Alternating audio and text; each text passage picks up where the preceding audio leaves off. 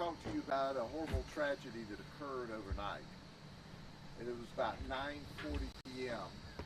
when this young man, who is our victim, named Taigur Taguri, only 17 years of age, he's reported to be a student at George Jenkins High School, drove here with a white female who was 19. And they drove here for the purpose of Taigur selling marijuana. You know, people continue to tell you, oh, marijuana is a low-level, non-violent drug.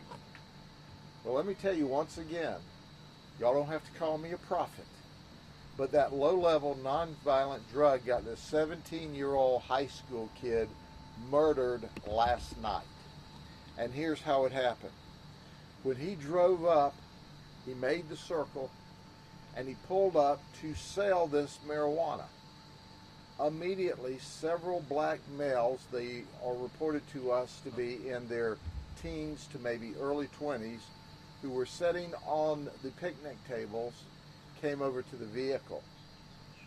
Immediately, the suspects pulled open the doors, and you could hear Taigur saying, "No, bro, no," and the gunshots started. There were multiple gunshots into Taigur's 2017 maroon Silverado pickup truck. At that time, he tried to leave the area. The vehicle lurched forward through the fence. You see the fence damaged here at the park, and it ran into some of the equipment. The suspects ran from the scene. This was an ambush, an absolute ambush.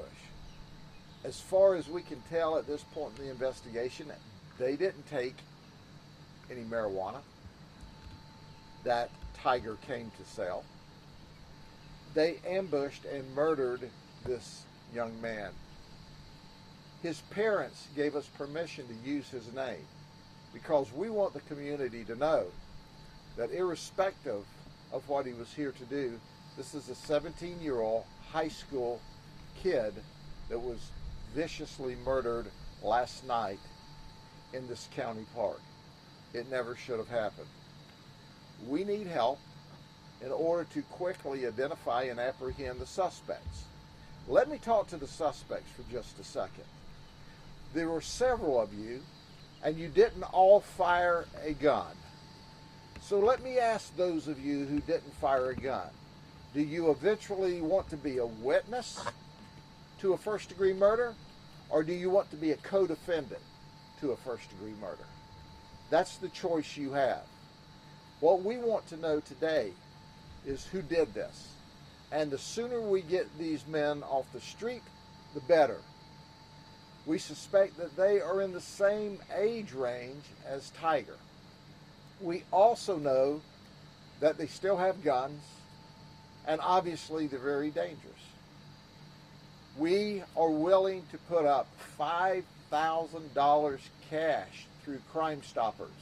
You don't want to get personally involved, you're scared, you heard something, just give us some information that leads to the arrest of these murderers, these cold-blooded murderers, and you get $5,000 cash. We never know who you are at the sheriff's office. You never have to testify. Crime Stoppers is a totally different operation. They'll give you a code number. You can go down to a local bank, go through the drive-thru, give them the code number. You get the cash. We get the murderers in jail sooner rather than later. Let me say this again. We know the people that are responsible for this murder will see some of these broadcasts. All of you didn't shoot. You can be a witness, or you can be a co-defendant in a first-degree murder that will get you in prison the rest of your life. That choice is yours today. But if you run and hide and don't cooperate, you too will get a first-degree murder charge. So anyone who has any information, please send it to us as quickly as possible. Are there any other questions? You said several men were involved in this shooting. Do you have a 4 or 5? Do you have a more specific number than that? Several young black males. It's described to us as their late teens, early 20s. They were sitting on the bench. They all left the bench as the vehicle arrived, ostensibly, he thought, to purchase marijuana from him. Turns out, they immediately pulled open the doors and massacred him. Shot many times. It was a horrible scene out here. We need to find out. We need to find out who it was that murdered this high school kid. Do you know what time this happened? About 9:40 last night. Is the thought that they knew each other? We are too early in the investigation to know what the relationship was, but at this point in time in the investigation, we know that he's dead. The 19-year-old female, who we can identify, is alive and well. You said you could hear the gunshots. Were they on the phone with 911? They were not on the phone with 911 at the time. We saw multiple gunshots from the scene here. We also have witnesses in the neighborhood. There's some witnesses that are working with us and giving us all the information that they can. And at the end of the day, we're going to solve this. It's whether we solve it sooner rather than later. So we can solve it with your help.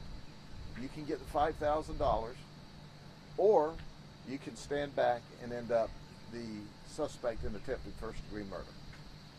Sheriff, in your experience, when you have something like this, that's you called it an ambush. I mean, this is kind of next-level crime here. This isn't. It doesn't sound like it's a crime of passion type of thing. How often do these types of suspects end up being connected to other violent crimes once you get them in? Usually more often than not. But what's strange about it, this is a very quiet community. This is a wonderful community. It's safe, it's secure, they got a really cool park here. We have very little problem, almost non-existent, in this particular community. And then this erupts in the middle of the night. So that's why we know someone in this community can help us. They can make $5 grand. They saw someone run from the scene. They saw a vehicle leave the scene. They saw and have the missing link to this chain that we're putting together today. So at the end of the day, help us return this community to this safe, quiet area that we always know existed until 9:40 here last night.